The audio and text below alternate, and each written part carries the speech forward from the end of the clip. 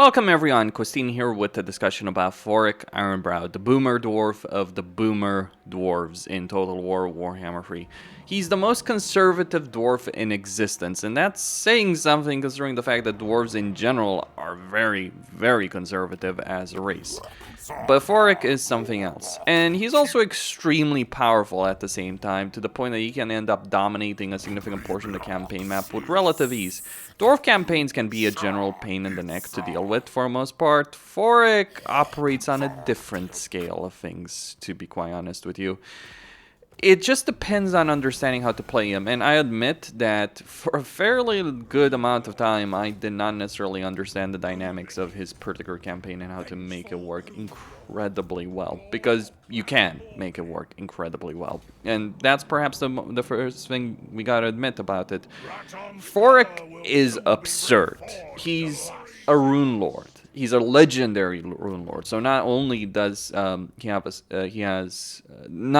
have this regular rune lord skill line, but on top of that, he also gets a bunch of benefits with his special skill line, like Friend to Frenzy for his entire army, anti-large for grudge throwers, thrower units. Armor-piercing missile damage 50% for quarter units. Rune of Burning, which causes explosive damage and reduces leadership. I've made the point in a lot of videos that the best way to play dwarves in a campaign is to embrace the quarreler grudge thrower doom stack early on in a campaign. Guess who's the best legendary lord at making that particular playstyle work? Well, you're looking at him, and what he can do is, quite frankly, in a lot of ways, just flat out absurd. It's not even funny. Like, genuinely, it's not even funny what Thorek can do in a campaign. Like, the way he'll end up dominating all of his opponents early on. Be a Skaven, like, for instance, in this campaign, I'll explain exactly what I ended up doing. But it is a plan that can work, and can work incredibly well for everyone that's willing to use it. And it's also quite an absurd situation that you can really take advantage of during the course of your campaign. So over here we do have some greenskins. That's going to be a bit of an issue. Could have waited, I suppose. But even if they do wipe out that entire army, guess who's coming home to try to reclaim the land, so to speak. Okay, so to understand exactly what I ended up doing here is that what I did is I know Krokar starts a war with the Skaven that are in this territory, so I obviously declared war on them. Right? Nothing fancy, nothing too crazy. I just simply went in, declared war on them in exchange for some money and diplomatic relations. Then I used Underway in order to then I used Underway in order to go take their capital over here. Since you start with Siege and you are Thorek, who's incredible in battle, defeating the Skaven is a fairly easy affair in a lot of ways. It's not really going to be too much of a problem. And look at Krokar declaring war on everyone. And fun fact, since I have a military alliance with Krokar, every relic that he takes on his path, every settlement, and Labaris itself actually does contain a relic, but every settlement he takes with the relic, I'll get added to me. This is the thing about Thorek. Krokar can be one of the biggest hassles in your campaign because you might end up in a war with him, but he can also be one of your best freaking friends in a campaign. And isn't this lovely seeing the greenskins trying to destroy Thorek? I was kind of hoping this would happen, actually, because, yeah, then I turn around and wipe the floor with him. It's not amusing. Let's just say Thorek is a beast in combat. And while I certainly am using some Autoresolve mods over here to get the result that I want, let's just say that let's put that another way. That is the kind of result you would actually gain as Thorek. It's not even amusing. It's not even amusing after a certain point what you can do with this guy. No joke. Thorek the powerhouse, the boomer dwarf of the boomer dwarfs. It's crazy. The reason he's so strong is, like, he's got all these rune lord skills. You might not want to unlock them immediately, but he starts, like, just look at his lord effects. Let's go over this. He gets 10 army to his entire army. His entire army gets extra free armor piercing. He gets a reload time reduction for bolt throwers, grudge throwers, and quarrelers. Yeah, you know how I made that point again and again that you really want to use grudge throwers in a dwarf campaign? Yeah, you know that particular point that I've made again and again in a lot of those videos? Yeah, that's kind of the thing about him. Genuinely so, in the most genuine way. And oh, look at Queek giving me money, and then I'll wipe Queek off the face of the earth. No problems. While dealing with Scarbrand, just as a side venture, so to speak, really. And then maybe making friends with Cetra, because why not, really?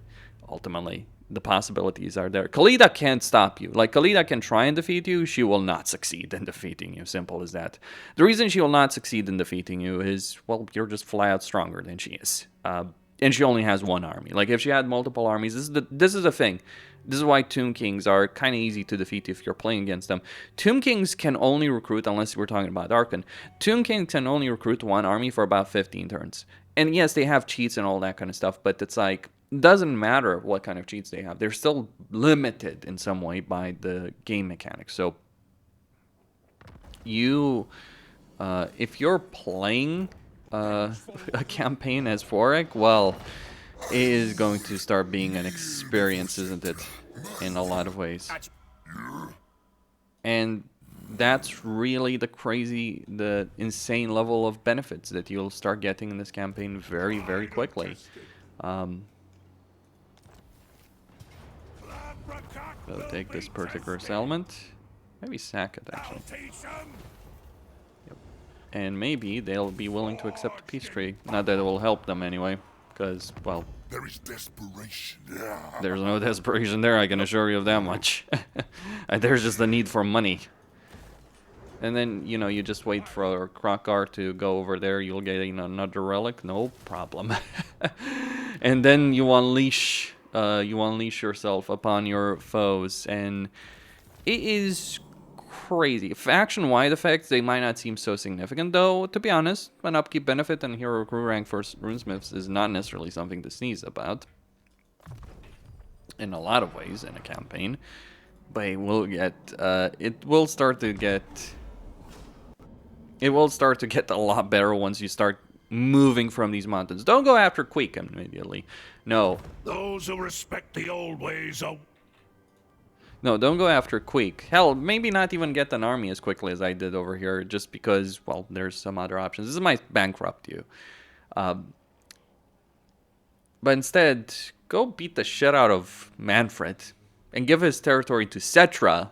Make an alliance with Cetra, or wipe out Cetra. Make an alliance with Volkmar, or wipe both of them out. Get a ton of money because each legendary lord defeat in battle gives you trucks loads of money, and give all this territory to Krokar.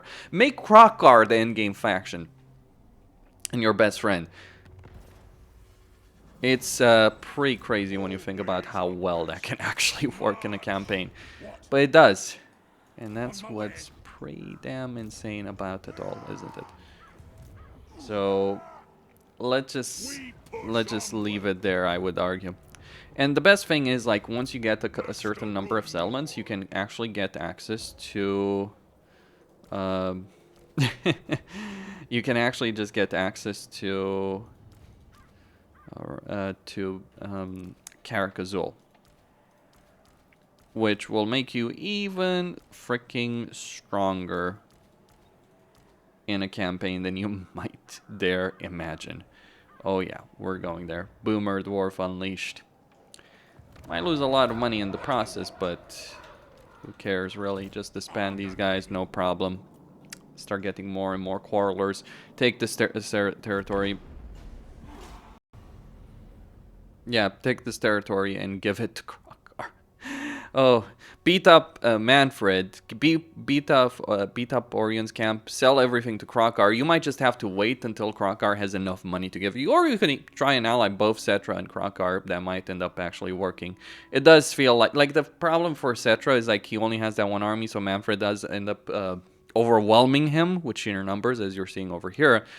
On the flip side, Cetra's capital is actually difficult for anyone to actually defeat, so you end up in this tug-of-war game until you intervene as Thorek. Cetra can be a good ally. He certainly will contain Scarbrand in a lot of ways. But there's other ways to skin a cat, so to speak, if you will.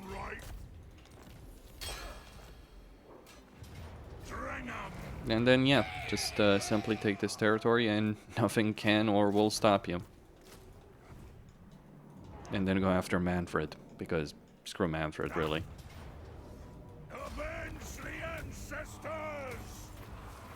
Alright, and you form a confederation with Karakazol. Ooh, guild favors. That's a nice one. Respect across the clans. Independence. There's various options. And ultimately, those options will actually end up working fairly damn well in a campaign. You can also buy yourself a bit of time over here with Queek if you're willing to... or maybe Queek is just not willing to give away that territory. But yeah. You'll gain vision on the dwarves. You'll gain, in this case, I got lucky. I got vision on the western provinces. I will see you And start getting those trade agreements. Start getting the money. Start getting the money rolling. In fact, I might just disband this particular army over here, assuming I do have the ability of recruiting artillery, and I do actually have that. Start spamming units. It's gonna get freaking ridiculous very, very quickly in this campaign. No joke. Oh, and you might face a rebellion. Big freaking deal. It's like, just go smash it. No problem. Then go beat up Scarbrand. Because why not? And declare war on some knights. What's the big deal? And get the peace treaty right after. Benefits in a campaign. I mean, the crazy thing about his ability, like, yeah, you get Frenzy, you get Fiery Temper. Yeah, it's pretty amusing. You get the Master Rune of Stormy Redbeard, Proven Tools. Oh, yeah. And the Master Rune of Spite, because we're going there. Now, generally speaking, the Master Rune of Spite is something that can be difficult to acquire. Not as Thorek, that's for damn certain. Not as freaking Thorek, that is for freaking certain. And this diplomatic benefit against with dwarves is even stronger when you take that thing into account. Ward Breaker. Now, the unique quote-unquote mechanic. Now, this is certainly pushing it very aggressively in a campaign. Though it may end up working far better than you might think, because, like, I'm just gonna go beat the shit out of Manfred right now. This is certainly pushing it extremely aggressively during the course of a campaign, but it's not really gonna be as much of a problem as you might think. But then go beat up Manfred, make an alliance with Volkmar, or give it to whoever is going to pay you the most in a campaign, no problem whatsoever. Maybe go beat up Scarbrand. You have the army for it. That's the crazy thing. Scarbrand is just a pincushion. He's just a speed bump in your campaign when you're playing Thoric. And I'm not exaggerating on that, by the way, in any way, shape, or form. It's like, genuinely, Scarbrand is a speed bump.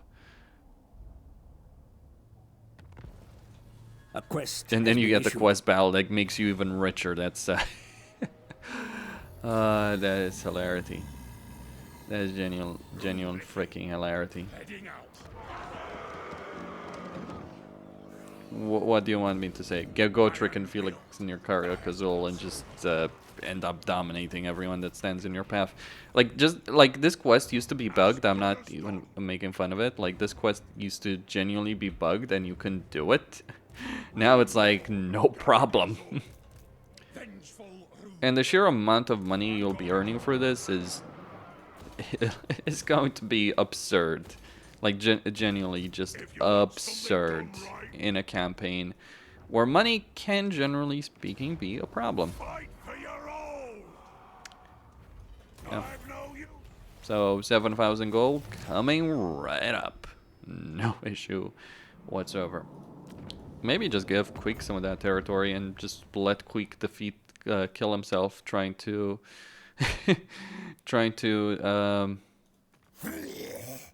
More things for my trying to trophies. take it. Challenge me. I can make a military alliance with Queek. This is the most insane possible thing you can ever do in a campaign. Don't. Right, yes. No, like just don't. Build up your forces. Be prepared to beat up Queek because you can, and then go annihilate the fucking rodent. All ways are best. It's hilarity. It's a campaign that's very Never tire. very easy to to just laugh your ass off as you're pulling off this insane level of bullshittery. And it is insane level of bullshittery. Make no mistake on that one. It's like ridiculousness, ridiculousness in every way, shape, or form that you might imagine it. Oh, look, a small greenskin rebellion. Whatever shall I do about that? I don't know. Maybe let the angry lizards deal with it. And Khalida throws a full stack. She ends up losing against the full stack, I might add, of Krokar. And Krokar has multiple armies that he's going to assemble. It's like once he builds up, Lizardmen might be slow to build up, but once they do build up, it's like power. They're strong enough. Not quite the powerhouse level, because they do end up having those limitations throughout the course of their campaign. But yeah, over here, there's no discussion as far as I see it between who's going to win between Krokar and Khalida. Khalida only has spearmen for the most part. Krokar may have full Saurus. Who do you think is going to win that? Hilarity ensues. What do you want me to say? Ironbrow. By the ancestors, no. Oh, he's taken Khemri, so I guess we're not gonna make an alliance with Cetra. What a shame. What a shame, really. Bow to the throne of power. And we get, also get to potentially save Thorgrim. Like your objective might just be to go to the north, really, through Skarbrand. Try and save Thorgrim. Or take Harrogate Peaks, then save Thorgrim. Maybe let Queek deal with the entire situation over there. That would be pretty damn hilarious. Sell territory you don't need to Queek, of all people. The unholy alliance of Dwarf and Skaven against Greenskins. Well, I guess if Dwarves are gonna ally anyone to beat up the Greenskins, right? I do wonder. Hilarity ensues. And this is only like just the baseline stuff in his campaign. He gets crazier, far crazier than this in his campaign. And mind you, this is a free campaign. You don't need to own a DLC for it. And nor do you need a DLC for it to actually end up working. Okay, is Skarbrand gonna pay me money to join this fight? He apparently will. Fun situation starts. Hilarity ensues even further. It's like, let's go to war against Manfred for the sake of Skarbrand. The amusing part of all of this.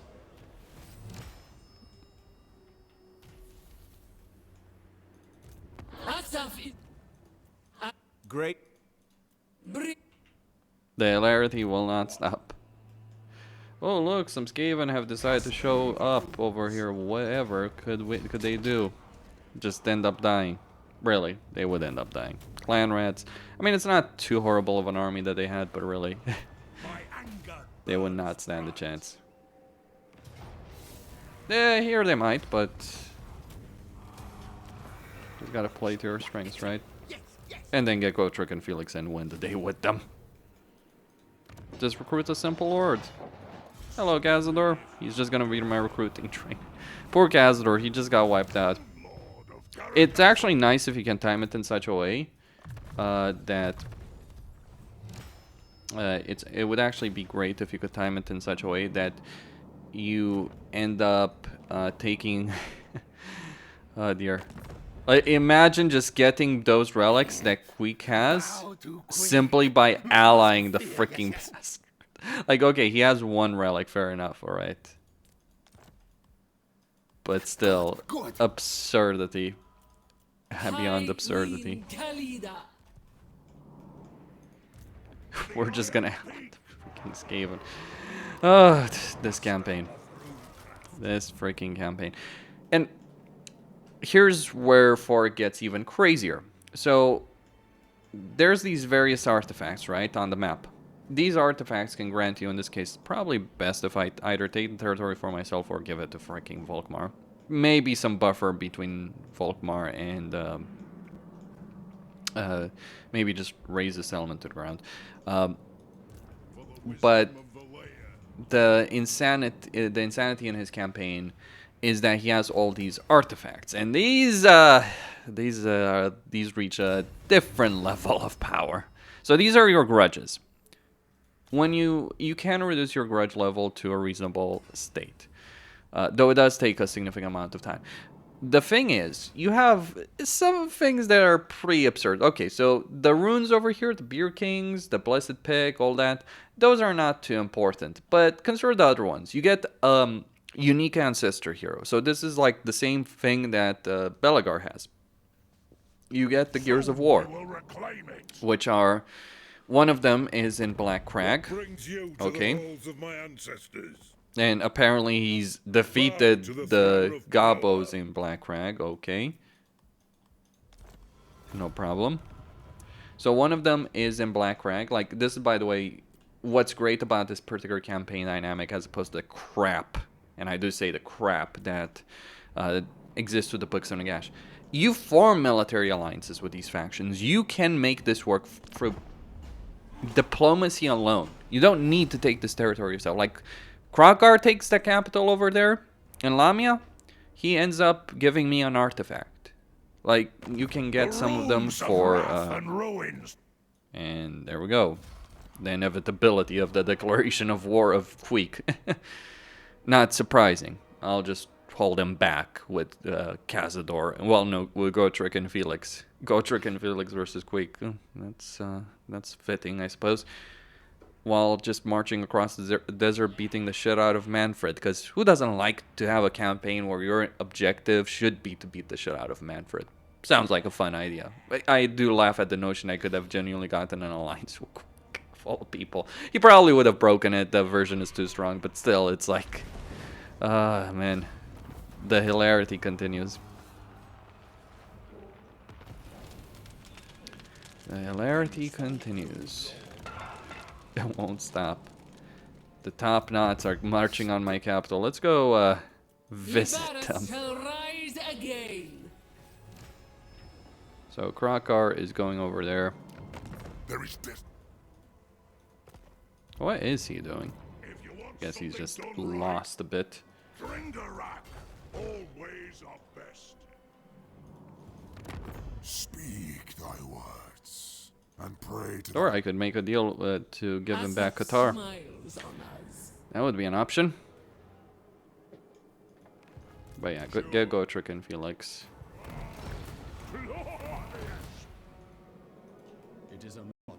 And suddenly, Queek's threats are not quite as significant as they might have been.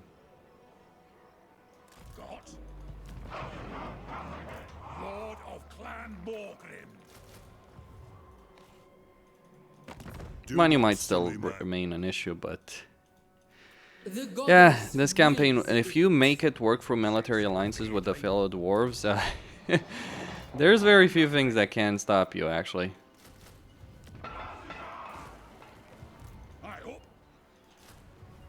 Very, very few things. And I'm not even exaggerating on that in any way, shape, or form. Well, Khalida is just gonna be a nuisance, isn't she?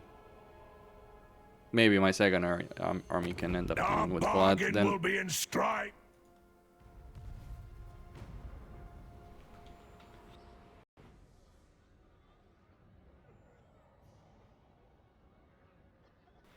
And depending on how extreme you want to take this, because you can march on Carragate Peaks directly if you want to, but depending on how extreme you want to be, I might decide to be very extreme in this case. Depending on how extreme you want to be, you can take Carragate Peaks, Warrior Confederation, Carrack Azul. Hell, you might even take Thorek Azul when, again, they have a full army. This was actually fairly unfortunate that they had lost everything.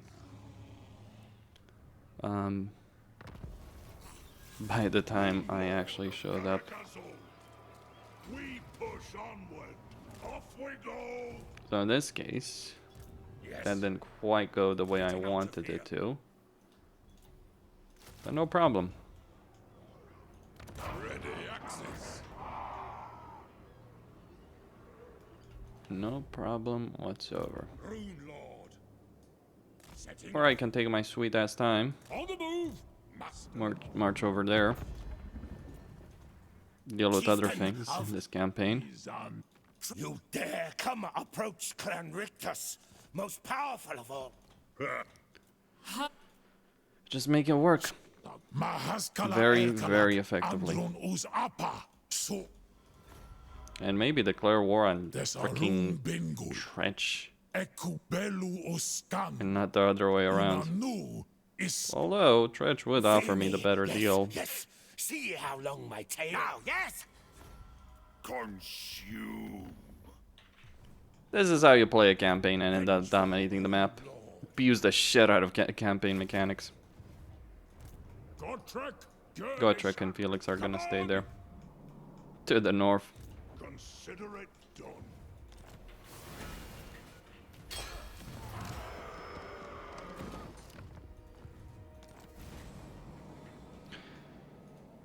Your skull belongs. And you end up playing this campaign, making money along the way, declaring war on faction after faction, getting paid for it, being unstoppable, and unlocking the power of the Dwarven artifacts that also increase the missile strength, range, and ammunition of your ranged weaponry.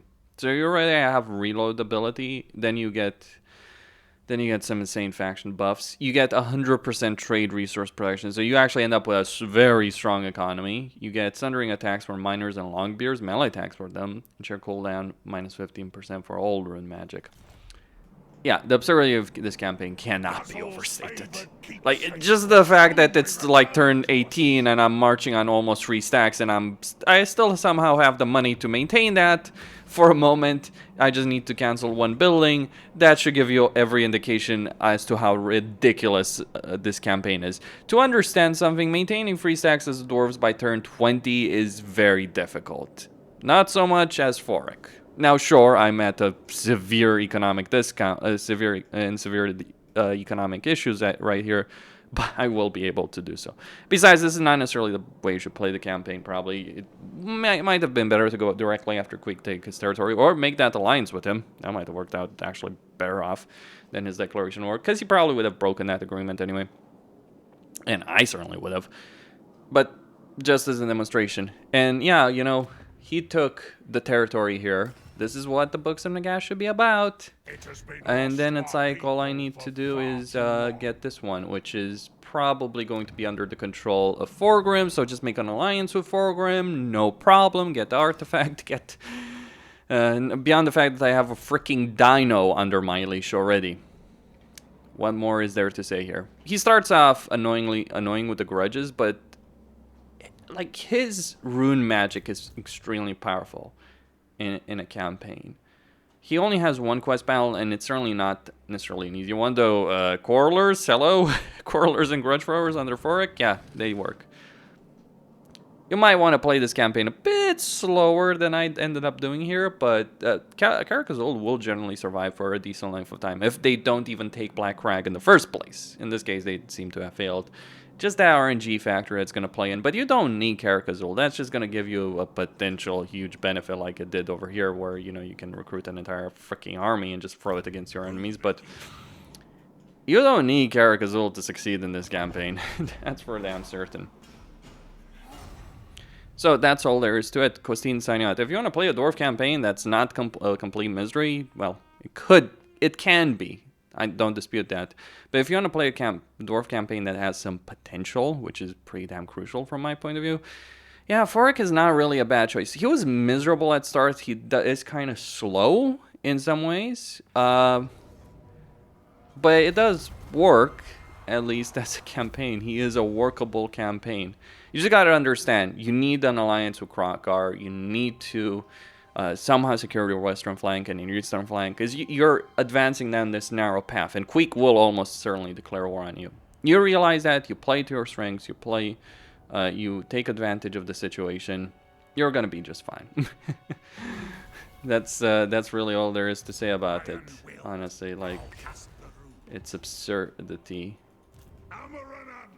in so many ways, in so many ways. Oh, look, Skaven. What are they gonna do? Not much. Though I will probably be going bankrupt here if I'm not careful. Emergency diplomacy available? You may look. Apparently not. Yeah, sometimes you just gotta pay the price. Why did he end up at peace with Top Knots? I have no freaking clue. Okay. Maybe trade the territory away to Imric. Well, what is it? Do not squander the Dragon Prince's time. Sometimes you just gotta do what you gotta do. That would be a choice. Cosine signing out. Stay tuned for more.